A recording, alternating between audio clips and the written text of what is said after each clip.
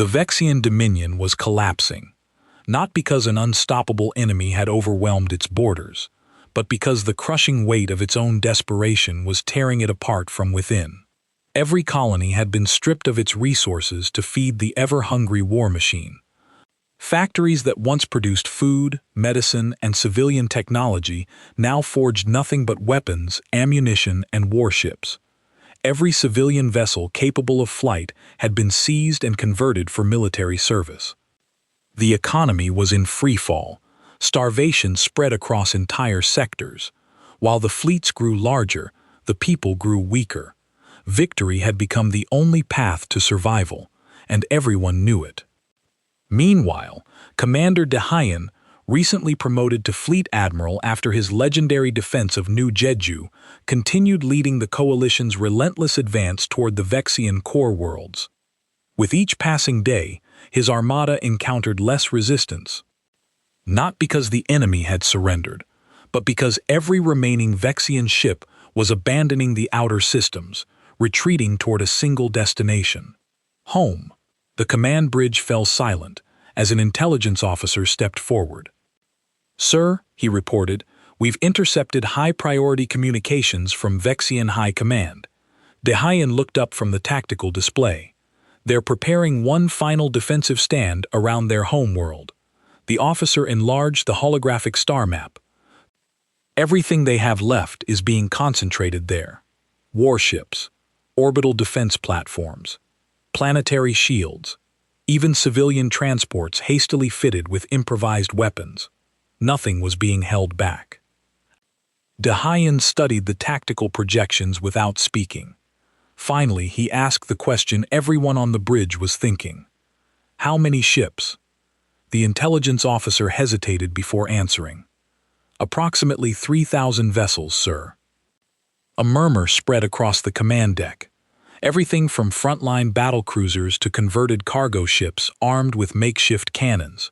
He took a slow breath before adding quietly, "They're not fighting for victory anymore. They're fighting because they have nothing left to lose." The room fell silent. Everyone understood what that meant. The next battle would not simply decide the fate of the Vexian dominion. It would decide whether an empire survived or vanished into history forever. 3,000 ships, even damaged and poorly coordinated. That was a massive force. But Dehi had learned something important during this war. Numbers didn't matter as much as people thought. What mattered was training, tactics, and the will to do what was necessary. On Earth, President Quan Shin faced the hardest decision of her career. She stood in the war room with her senior advisors, looking at projections of the final battle. The casualties would be enormous on both sides. "We can end this," Admiral Kim said quietly. "One massive strike against their homeworld. Destroy their government and military leadership. The Dominion would fragment into independent colonies that pose no threat." "You're talking about killing millions of civilians," the president said. "Their leadership is located in population centers. We can't strike without massive collateral damage." "We can show restraint," Dr. Hano interjected. "Give them a chance to surrender. Make the terms clear. If they accept, we stop here. If they refuse, then they've made their choice." The president looked at each of her advisors. "And if they surrender, what then? We can't just leave and hope they've learned their lesson. We occupy their core worlds." Admiral Kim said, "Military governance for a generation. We dismantle their military infrastructure completely. We teach them what it means to live under rules enforced by something they fear. It's not kind, but it works." President Shin felt the weight of billions of lives on her shoulders. "Send the surrender terms. Give them 48 hours to respond. Make it clear that this is their only chance. After that, we do whatever is necessary to end this war permanently." The message reached Supreme Overlord Thexer in his command bunker beneath the Vexian capital. He read it multiple times, each word like a blade cutting away his pride. The terms were harsh, but not impossible. Surrender all military assets. Accept human oversight of government. Pay reparations over 50 years. Allow human observers unlimited access to ensure compliance. In exchange, the war would end immediately, and Vexian civilians would be protected. If we accept this, we become subjects, one of his advisors said. The Dominion has existed for 3,000 years. We've never bowed to anyone. And if we refuse, Thexer asked, then the humans will destroy us. They've proven they can do it. The question is whether we die with pride or live with shame. Thexer thought about his people, the billions of Rexians who had never wanted this war. They were dying because of his arrogance, his assumption that humanity was weak. He had broken the galaxy's peace because he couldn't imagine that a young species might be dangerous. What kind of leader would I be if I chose pride over survival? He said quietly. We started this war. We crossed their boundary. We ignored their warnings. Perhaps it's time to accept the consequences of our actions. But even as Thexer considered surrender, other forces were moving. Intelligence Officer Hyun Bae discovered something disturbing in the data patterns he was analyzing. The Vrexian War hadn't been entirely random. Someone had been manipulating events behind the scenes. Admiral, I need to show you this, Jan reported, pulling up communication intercepts. These are messages between Vrexian military officers and representatives from the Kelthani Federation. The Kelthani were feeding the Vrexian intelligence about human colony locations. They were encouraging the attacks. Why would the Kelthani do that? Admiral Kim demanded. Because they wanted us to fight. Think about it. The Kelthani are one of the Council's economic powers. They compete with Earth for trade routes and resources. If the Vexians destroyed us or forced us into a costly war, the Kalani benefit. They were using the Vrexians as a proxy to eliminate a competitor. The revelation changed everything. This wasn't just a war between humanity and the Vexians. It was part of a larger game being played by species that saw the newcomers as a threat to their power. Do we have proof? The Admiral asked enough to present to the Council. But sir, this means the problem is bigger than we thought. Even if we defeat the Vexians, other species will try similar tactics. They'll never accept humanity as an equal. We're too different, too dangerous in their eyes. Across the galaxy, the economic consequences of the war were becoming catastrophic. Species that had invested in trade and cultural development for thousands of years were now diverting massive resources to military buildup. Everyone was afraid that humanity might turn on them next, afraid that their own neighbors might attack while they were weak, afraid that the peace they had known their entire lives was gone forever. Diplomat Sorajin traveled between systems, desperately trying to contain the damage. She spoke a dozen languages and understood alien psychology, but even her skills were being tested. Your people have destroyed 10,000 years of peace, an alien leader accused her. The galaxy was stable before you arrived. The galaxy was complacent, Sora replied. You had peace because no one tested it. Because no one remembered what war actually meant. The Vrexians tested it and it broke. That's not humanity's fault. We just revealed the truth that you were all ignoring. But you're the ones who escalated it. You could have defended your colony and stopped. Instead, you invaded Rexian space. You're dismantling their entire civilization. Because half measures don't work, Sora said firmly. If we had stopped after defending New Jeju, the Vexians would have rebuilt and attacked again. Other species would have seen it as weakness. We'd be fighting the same war every generation. Better to be brutal once than to repeat this cycle endlessly. And now everyone fears you. Good, Sora said, though the word tasted bitter. Fear isn't ideal, but it's better than ignorance.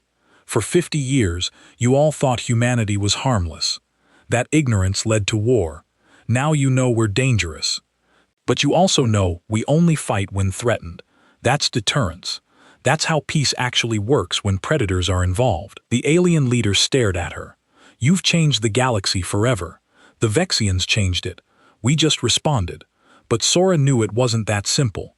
Every choice humanity made during this war had consequences. They had revealed their military power. They had used banned weapons.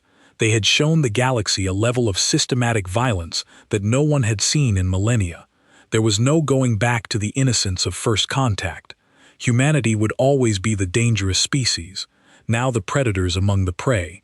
The 48-hour deadline approached. Across human space, military forces prepared for the final assault. Ships were positioned, weapons were armed, soldiers said quiet prayers to whatever gods they believed in. On the Rexian homeworld, Supreme Overlord Thexer stood before his council for the last time. "I will not be remembered kindly," he said. "History will say, I destroyed the Dominion through arrogance, and history will be correct, but I can still choose how this ends. I can choose survival over pride." He sent the message to Earth. The Dominion accepted humanity's terms. The war was over. When news of the surrender reached Earth, there was no celebration. President Wan Xin sat in her office looking at casualty reports. 4,000 human military personnel dead, 23,000 wounded. Unknown numbers of Rexian casualties, both military and civilian. All because one species thought another was weak. "We won," Admiral Kim said quietly, standing beside her. "Did we?" the president asked. "Look at what we've become. Look at what we had to do. We came to the stars, hoping to be better than our ancestors, hoping to leave our violent past behind. But the moment we were threatened, we became exactly what we tried to escape. Efficient killers, conquerors, the monsters our own history warned us about. We defended our people. I know, and I would make the same choices again. That's what frightens me. We've proven that humanity can wage war better than any species in the galaxy. But can we prove that we can maintain peace? Can we show that we're more than just apex predators who happen to develop space travel?" The admiral had no answer. Dr. Haniso published a new study as the war ended. She called it the Catastrophe of Revelation. In it, she analyzed not just the war itself, but its rippling consequences across the galaxy. Humanity's victory was inevitable. She wrote, "We are evolutionarily optimized for systematic violence, but the true catastrophe isn't military defeat. It's the collapse." Half remained to continue the assault on New Jeju, while the main battle group changed course toward Earth's home. The first shots came from the hidden installations around Jupiter. They were simple weapons, really, just solid metal rods accelerated to incredible speeds using electromagnetic force. No fancy energy beams or plasma cannons, just kinetic energy and physics. The lead Vrexian cruiser never had a chance. One moment it was scanning the area for threats. The next moment, it simply ceased to exist, transformed into an expanding cloud of debris and atmosphere. The ship behind it had just enough time to broadcast a warning before it too was destroyed. Supreme Overlord Thexer stared at his tactical display in disbelief. "What kind of weapons are those? Report." "Kinetic projectiles, sir," his weapons officer said, voice shaking. "Primitive technology, but the velocity is impossible. They're using electromagnetic acceleration systems, far beyond what we thought they possessed. Our shields are designed to deflect energy weapons.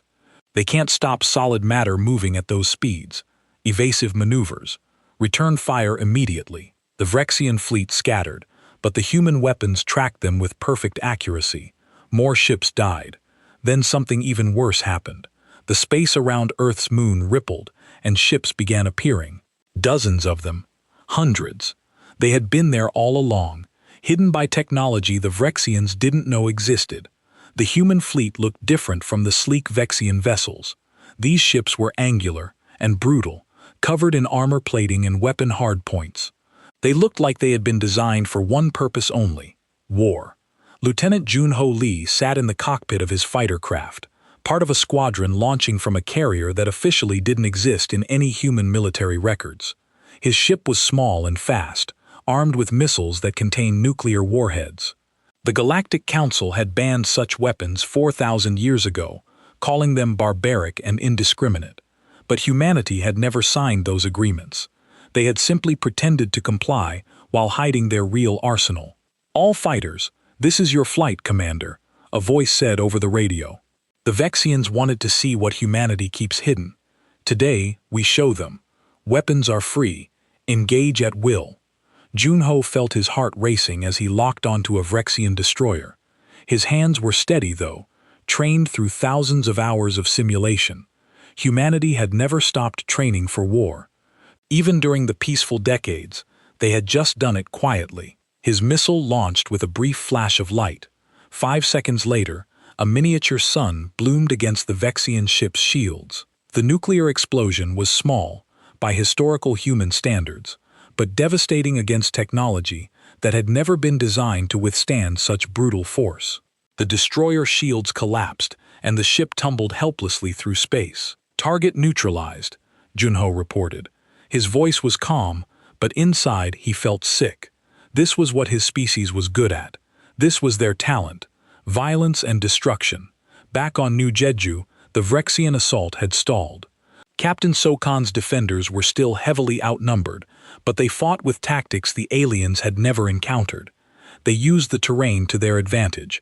They retreated and then ambushed pursuers. They targeted enemy officers and communication equipment instead of just shooting at the nearest threat.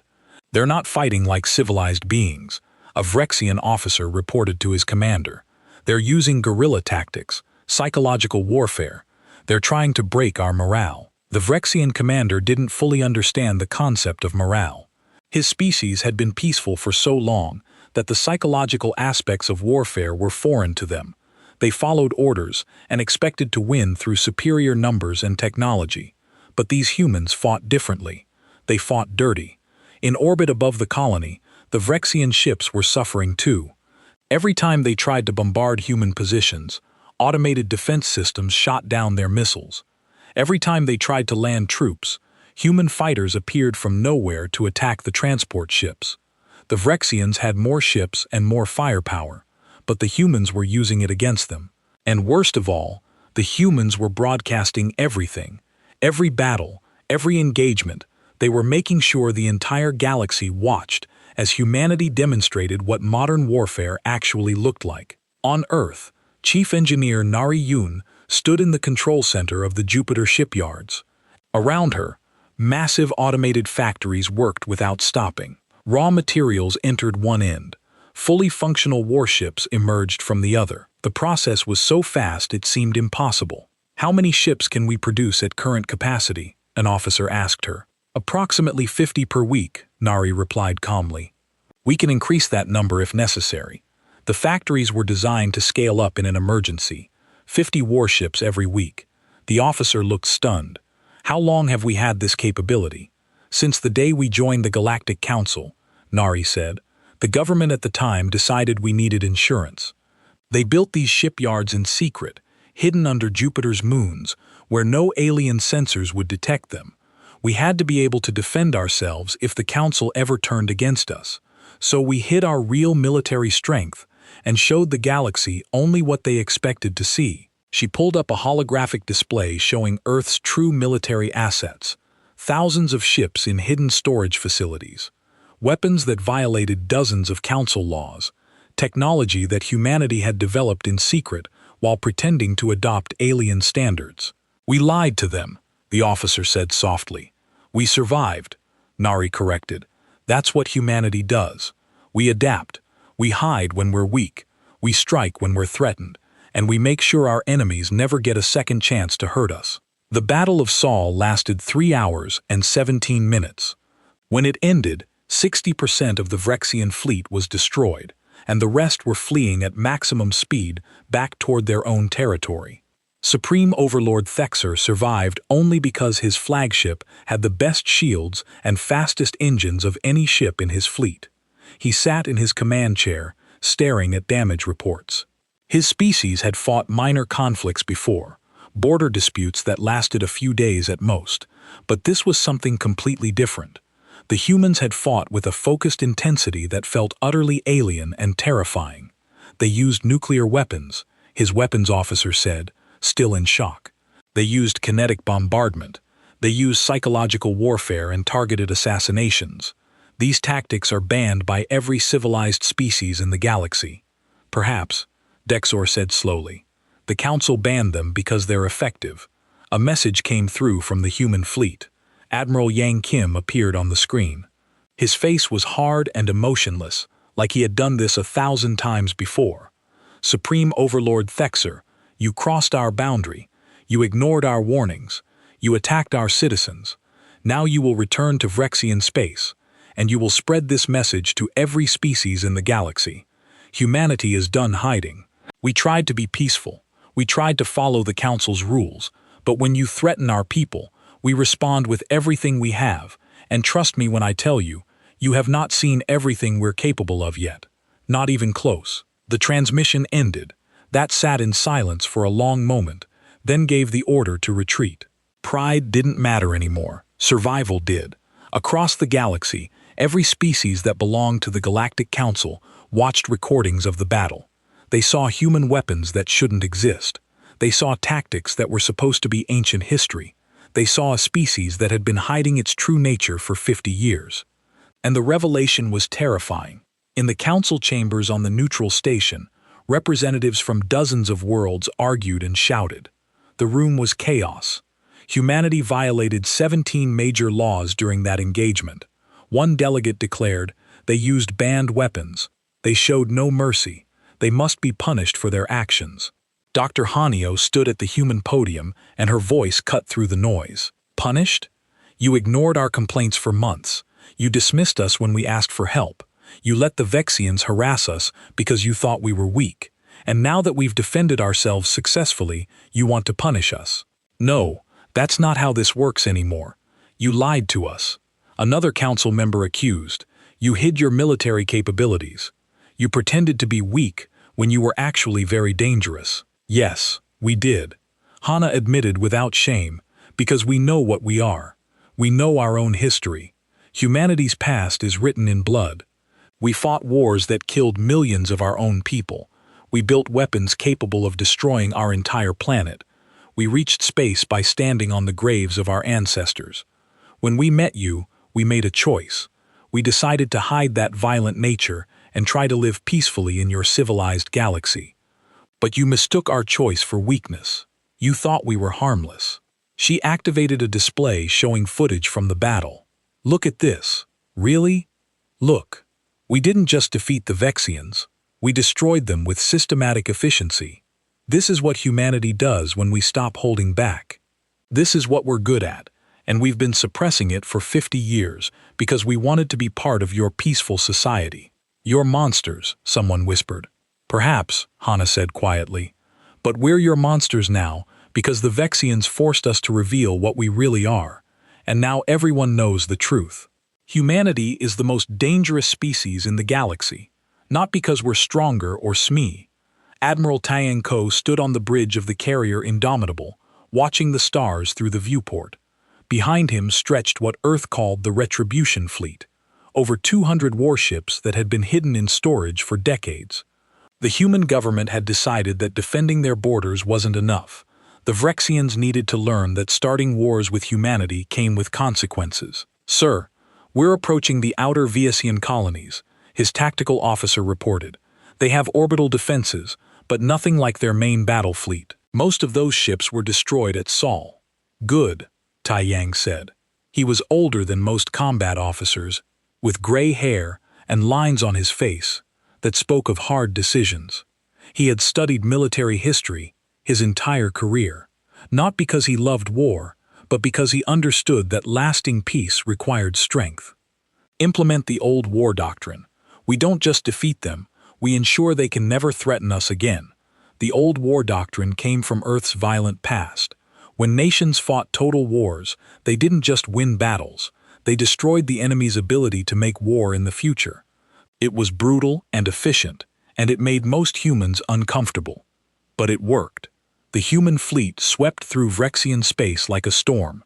They didn't just destroy military targets. They systematically dismantled shipyards, manufacturing centers, supply depots, and communication networks. It wasn't enough to win today's battle. They needed to ensure the Vexians couldn't build another fleet for decades. Dr. Suji Kang coordinated psychological operations from a facility on Earth. She specialized in what humanity called information warfare, the art of breaking enemy morale without firing a shot. Her weapons weren't missiles or railguns. They were cameras and broadcasts. We're streaming live footage of every engagement, she explained to her team. The entire galaxy is watching as we systematically dismantle Vexian military power. We want other species to see what happens when you attack humanity. Not because we enjoy cruelty, but because fear prevents wars. If everyone is afraid to start a conflict with us, then we never have to fight them. The broadcast showed Vexian ships being disabled with surgical precision, human boarding parties taking control of space stations, enemy prisoners being treated according to human military law, which was actually more generous than what most aliens expected. But the message was clear. Humanity knew how to wage war properly, and they would not stop until their enemies were no longer threats. "Isn't this excessive?" one of Suji's assistants asked quietly. "We've already won. The Rexians are retreating from all human territory." "Excessive by council standards, perhaps," Suji replied. "But in human history, being too merciful led to repeat wars. The enemy would rebuild and attack again in a generation. If we don't make the consequences absolutely clear right now, someone else will test us in 10 years. Better to be harsh once than to fight the same war repeatedly." That's the lesson humanity learned the hard way over thousands of years. On the colony of New Jeju, Governor Ju Park walked through the settlement. The Vrexian assault had damaged many buildings, but her people were rebuilding. 47 colonists had died defending their home. Hundreds more carried injuries. The cost had been high, but they had survived. Captain Sokon found her standing among the ruins. Earth is sending massive reinforcements, new defensive platforms, additional ships, construction materials. They're turning us into a fortress. "I didn't want to be a fortress," Ju said softly. "I wanted to build a peaceful colony, a place where humans could live differently than we did on Earth. Maybe we can be both now." Ju shook her head. "No, don't you understand what's happening? We're changing. The entire galaxy is changing because of this war. That innocence we tried to maintain, that hope we could be different than our ancestors, it's gone. We tried to leave our violent nature behind, but it followed us to the stars." She showed him reports from across human space. Every colony was being militarized. Every civilian was receiving combat training. Earth's government was openly discussing territorial expansion into regions that had been neutral before. "We won the battle," Ju continued, "but I'm not sure we'll like what we're becoming because of it. We're turning back into what we tried to escape. Warriors, conquerors, the very thing we feared we might be." Intelligence Officer Hyan Bei worked from a secure facility on Earth's moon, analyzing data streams from across Rexian space. What he discovered worried him more than the initial conflict had. "They're not surrendering," he reported to Admiral Kim. "The Rexians are pulling back, yes, but they're mobilizing their entire empire. They're stripping every colony of ships and personnel. They still think they can win if they just bring enough force. They're in denial. The Admiral said they can't accept that they're fundamentally outmatched. It's more complex than that. Our psychological profiles indicate that Vrexian culture is built on concepts of dominance and strength. If they surrender to humans, other species might challenge their authority. They would rather risk total destruction than show weakness to the galaxy." Admiral Kim studied the intelligence reports carefully. "How long until they can launch another major offensive?" 4 to 6 months. "And this time it won't be a probing attack. It will be their entire military force concentrated on one goal, destroying Earth and humanity's ability to resist. Then we need to end this before they get that chance. If the Vrexians throw everything at us, casualties on both sides will be catastrophic. Millions could die. The Galactic Council held emergency sessions every day, but nothing productive happened. The Council had been designed to facilitate diplomacy between species that wanted peace. It had no mechanisms for handling a species like humanity that understood total warfare and wasn't afraid to use it. We demand that humanity cease offensive operations immediately," a Council representative declared. "The original provocation has been answered. The Vrexian fleet has been defeated. Continuing this campaign is unnecessary aggression." Dr. Hano stood at the human podium, and her patience was wearing thin. "The Vrexians started a war. We're ending it properly. If we stop now, they'll rebuild their military and attack again. They'll see our mercy as weakness. Is that what you want? Another war in 20 years? We want peace. Then you should have maintained peace when we asked for your help." Hana shot back. "We followed your procedures. We filed proper complaints. We tried diplomacy. And you dismissed us because we were new and weak in your eyes. Now we're showing you what happens when the weak turn out to be apex predators. You call yourselves predators?" Another alien stood, their translated voice dripping with disgust. "You admit you're dangerous monsters." Hana was quiet for a moment. When she spoke again, her voice carried a weight that silenced the entire chamber. "Every intelligent species in this council evolved from prey animals or peaceful omnivores. You're all descended from creatures that survived by hiding, by running, by cooperating to avoid threats. But Earth's dominant species, we evolved from persistence hunters. Our ancestors chased prey for days until it collapsed from exhaustion. We're descended from the creatures that gave your ancestors nightmares. Yes, that makes us different. We see the universe through a predator's eyes. The council chamber was utterly silent. But here's what you need to understand, Hana continued. Predators can choose not to hunt. We can decide there's enough for everyone. We can protect the weak instead of preying on them. For 50 years, that's exactly what we did. We chose to be peaceful. We chose restraint over violence. But the Vrexians took that choice away from us. They forced us to reveal our true nature.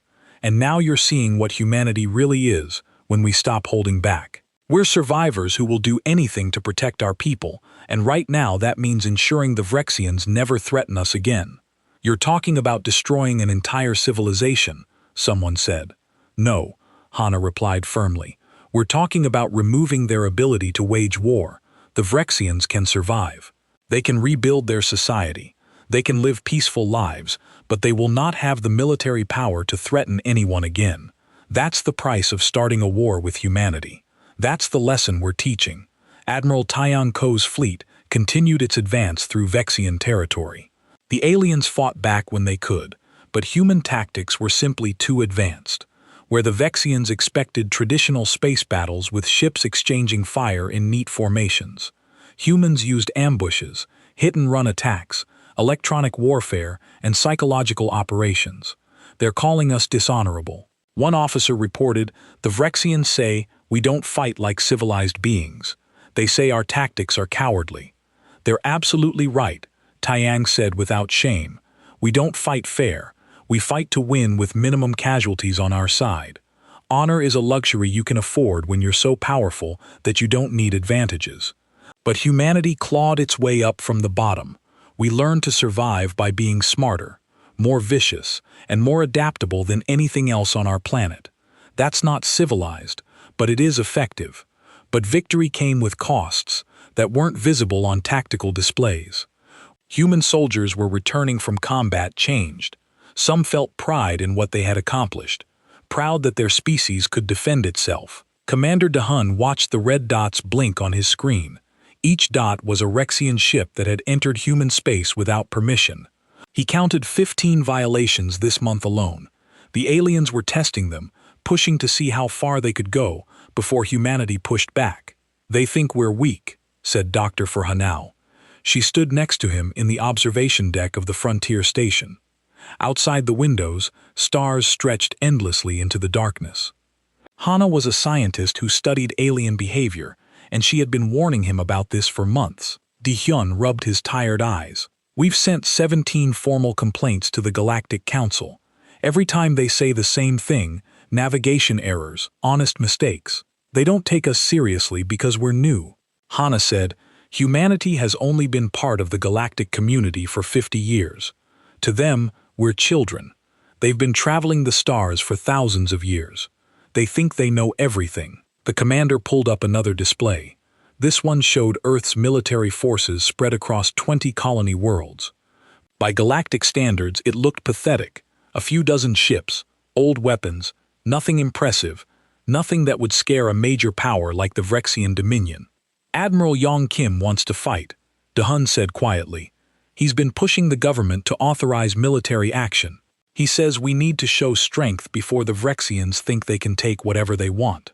Hana shook her head. That would be suicide. The Vrexian fleet is massive. They have hundreds of warships. We can't win a direct fight against them. Maybe that's exactly what they're counting on. Back on Earth, deep beneath the Pacific Ocean, Admiral Yong Kim stood in a room that most people didn't know existed. The war room had been built during humanity's early space age, back when they first reached for the stars. After first contact with aliens, the government had sealed it away. They wanted to appear peaceful. Now it was active again. The Council has kept peace in the galaxy for 10,000 years, an analyst said, reading from a report. Our research shows that most alien species haven't fought a real war in all that time. They've forgotten what warfare actually means. Admiral Kim studied the data with cold, calculating eyes. And humanity? How long since our last major war? 200 years, sir.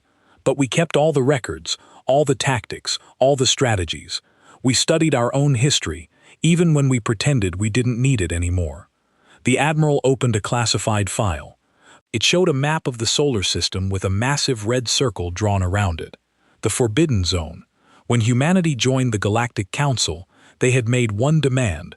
No alien ships could enter the Sol system without permission. The Council had agreed easily, thinking humans just wanted to protect their home planet.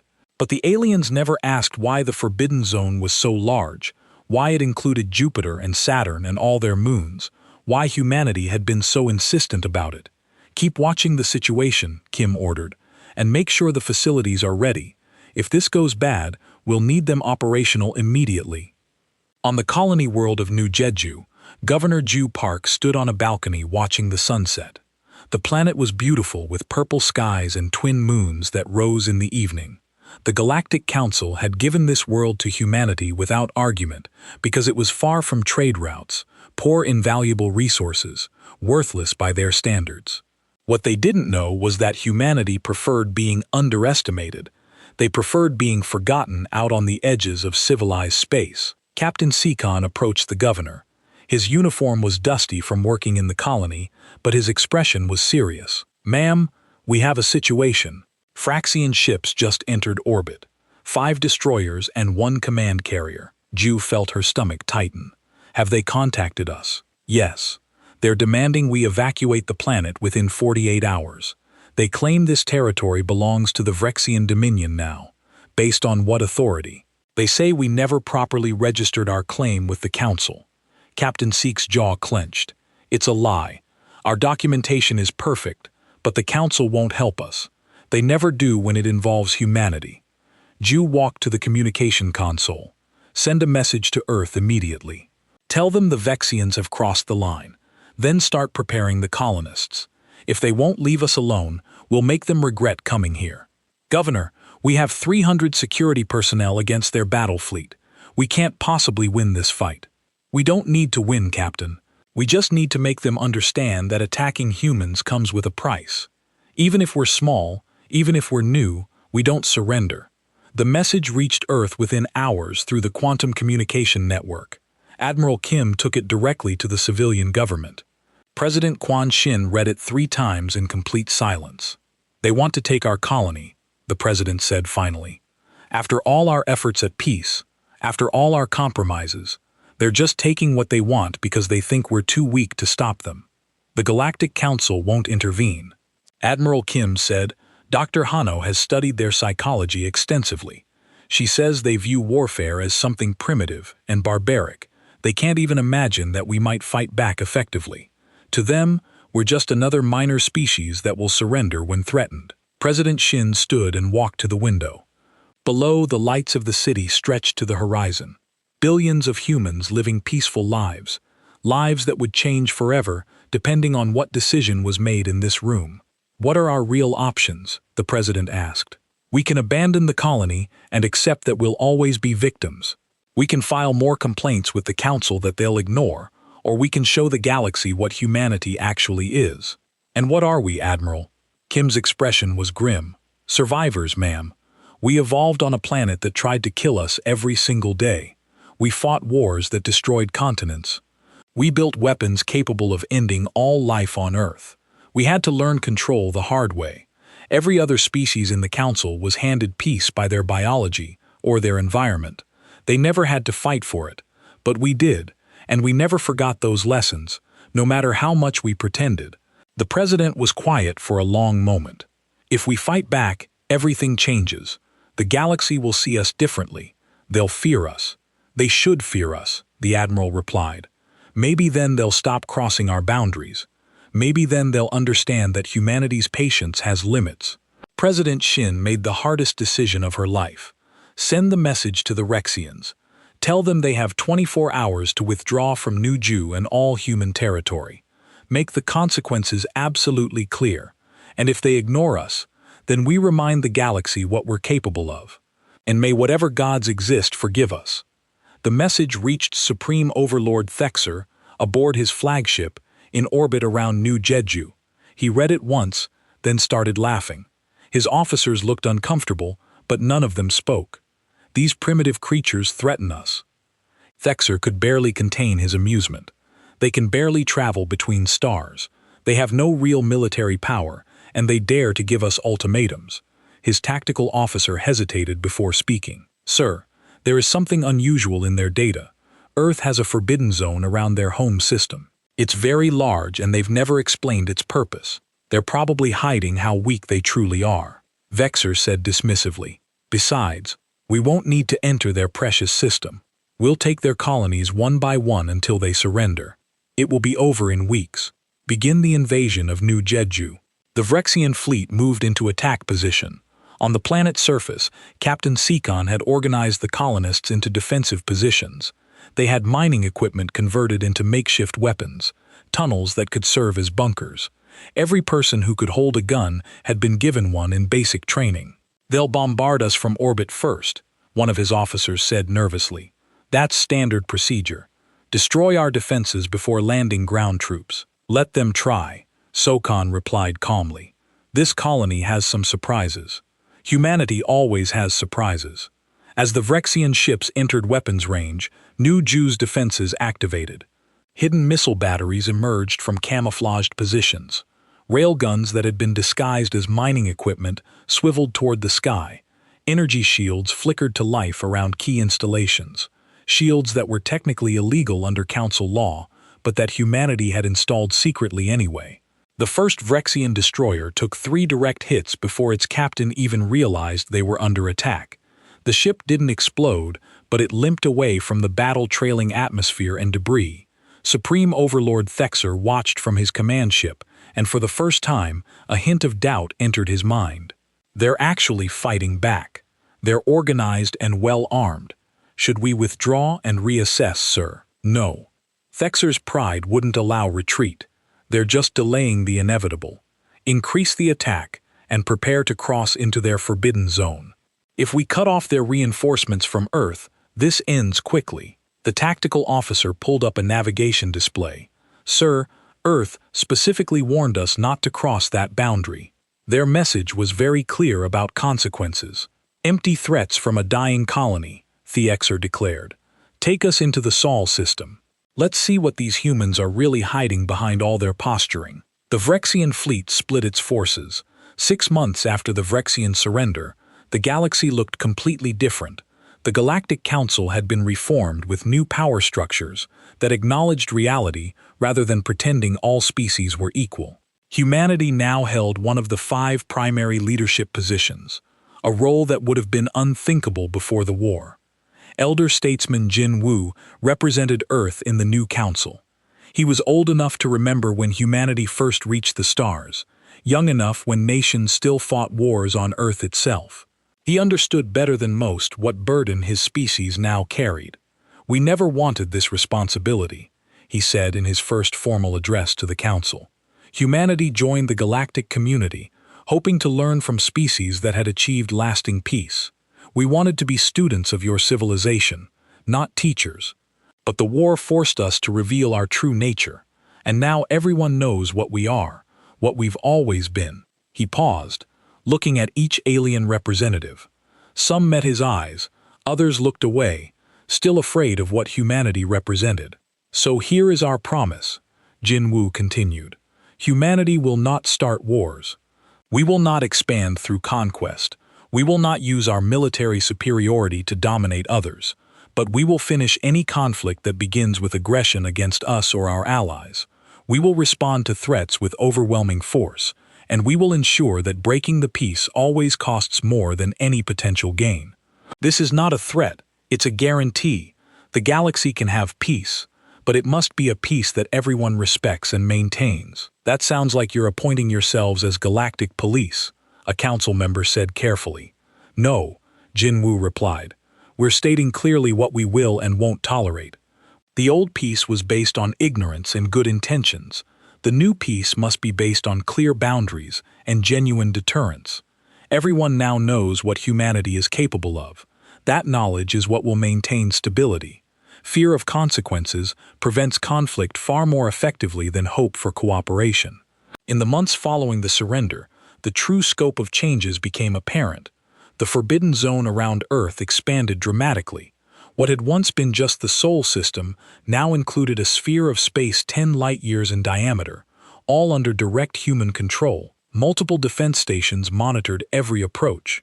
Ships entering human space without proper authorization were intercepted immediately.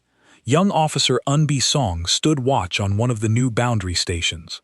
She was part of the generation born after humanity joined the Council. She had grown up hearing about alien species and galactic cooperation. The war was something she had watched on broadcast but never experienced directly. "Do you think we'll have to fight again?" she asked her commanding officer during a quiet shift. The older officer, a veteran of the Vrexian campaign, looked out at the stars through the observation port. "I hope not. But your generation needs to be ready if it happens. That's the price of what we are now. We have to maintain strength so overwhelming that no one dares test us, and we have to be wise enough not to abuse that strength. It seems like a lot to ask." "It is, but that's humanity's burden now. We're the guardians of a peace we never wanted to enforce. We're the predators who keep other predators in check. It's not the future we imagined, but it's the reality we have to live with." Uni thought about that as she monitored the sensors. Somewhere beyond the boundary, other species were making their own calculations, wondering if humanity could be trusted, wondering if they should prepare for war or hope for peace. The galaxy had become a more uncertain place, and humanity was responsible for that uncertainty. The Vrexian core worlds existed under human military governance. Admiral Taiyang Ko oversaw the occupation, a role he had never wanted, but accepted out of duty. His forces maintained order, while Vrexian society slowly rebuilt itself under new constraints. "They hate us," one of his officers reported. "The civilian population cooperates, but you can see it in their eyes. They view us as conquerors, oppressors." "They're not wrong," Taiyang said quietly. "We did conquer them. We did take their freedom. The fact that we're treating them fairly doesn't change that fundamental reality. We destroyed their military, occupied their worlds, and now we're reshaping their society according to our standards. That's what empires do. We can call it protective governance or security guarantees, but the Verxians know what it really is. Does that bother you, sir?" "Every day," the admiral admitted, "I became a military officer to defend humanity, not to rule over aliens. But here we are, and the alternative was to let them rebuild and attack us again in 20 years. So, we made a choice. We chose long-term security over short-term mercy. History will judge whether we were right." On the former Vrexian capital, Supreme Overlord Thexor lived in a simple dwelling, stripped of his titles and power. The humans allowed him to live freely as a private citizen, which was more mercy than he expected. He spent his days writing a memoir, trying to understand how everything had gone so wrong. "I thought we were the dominant power," he wrote. "I thought our 3,000 years of civilization made us superior to a species that had barely left their home system. I was wrong. Humanity's youth wasn't weakness, it was danger. They hadn't forgotten how to fight, because they'd only recently stopped fighting themselves.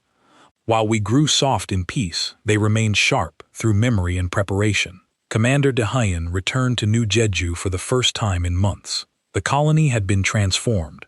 What was once a small settlement of a few thousand people had become a fortress city with military infrastructure and defensive systems that could withstand a major assault.